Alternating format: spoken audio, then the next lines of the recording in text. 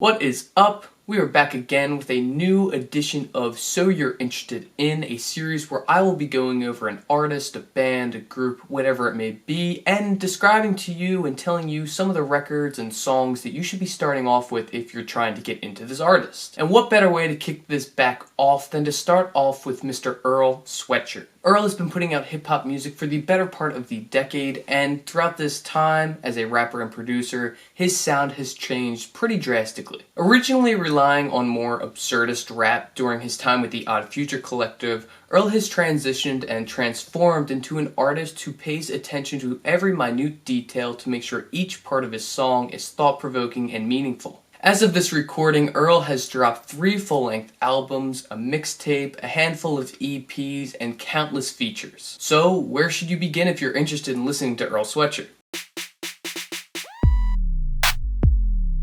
First things first, you need to understand where Earl came from. Sure, his Odd Future days shaped who he is today, but that was more child's play, whereas current Earl is full-blown artistry. But to start, you need to listen to his debut full-length LP, 2013's Doris. The tracks vary on this album, from more empathetic and moody raps to insane, off-the-wall, and often hollow lyrics. For instance, Chum is a track that is dedicated to Earl looking himself in the mirror and reflecting and self-analyzing on the darker times in his past. It's moody and honest, full of rapid flows that ooze over the beat as opposed to just completely disregarding the beat's rhythm. The same goes for Sunday featuring Frank Ocean, as Earl takes a look and inspects the path that his life is currently headed on. But then a track like Sasquatch featuring Tyler the Creator is more absurd and really doesn't take itself too seriously and is focused more on weird word association than meaningful, deep lyrics. Doris is not a very focused album, but in the end, it really does blend together and does create a really solid project through and through. I Don't Like Shit, I Don't Go Outside is Earl's second full release. This album deserves a listen because it is Earl's most honest record. It's an album created in darkness, and it feels that way all the way through. The track Huey opens up this album with a rather bright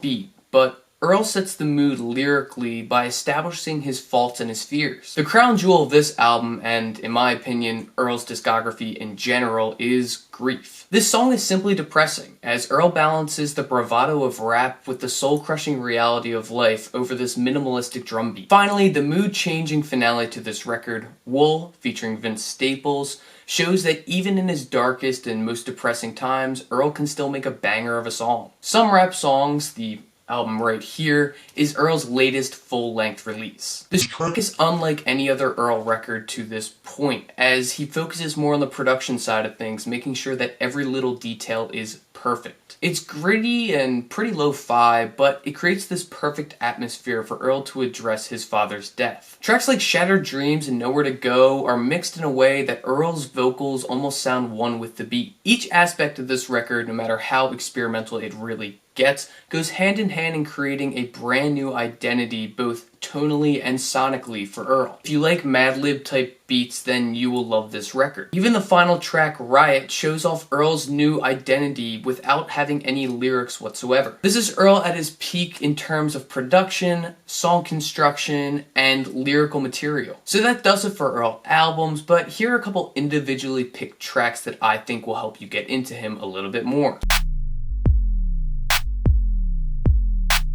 Let's start off with Looper, which comes off of Earl's inaugural mixtape called Earl. This is one of Earl Sweatshirt's earliest showings of his impressive rhyme schemes and production abilities. It's actually pretty grounded in regards to the remaining of this mixtape, but it still shows his old flair. As a Car off of Some Rap Songs is another example of Earl's amazing flow and impressive word schemes. The sampled beat is incredibly gorgeous and adds a whole new facet to this song. This is easily one of Earl's best. The last song to check out is 74 off of his brand new EP Feet of Clay. The beat is laid back and woozy, and that complements Earl's weary and unenthused vocal performance. This is one of the best examples of the direction that Earl's music has been heading in the past couple of years. So that does it for this week's episode of So You're Interested In. I hope that you got some new ideas and suggestions for both tracks and albums to listen to if you are interested in getting into Earl Sweatshirt. I'll be trying to do these videos maybe every week, every other week, barring my schedule. But please leave a comment below if you have an artist recommendation recommendation or somebody that you've been thinking about trying to get into but really haven't had the chance to do so yet. I love being able to give new recommendations on albums and tracks for artists that you've never heard of or you have heard of and never really had the time to get into yet. Please, like I said, leave a comment below. Let me know what you want to see next, or if you have any other recommendations for artists for me to listen to at that matter. Please make sure to subscribe if you like these videos or other videos that I have on this channel, and please look out for new videos that I'll be putting out in the future. Thanks again, Forever Spinning out.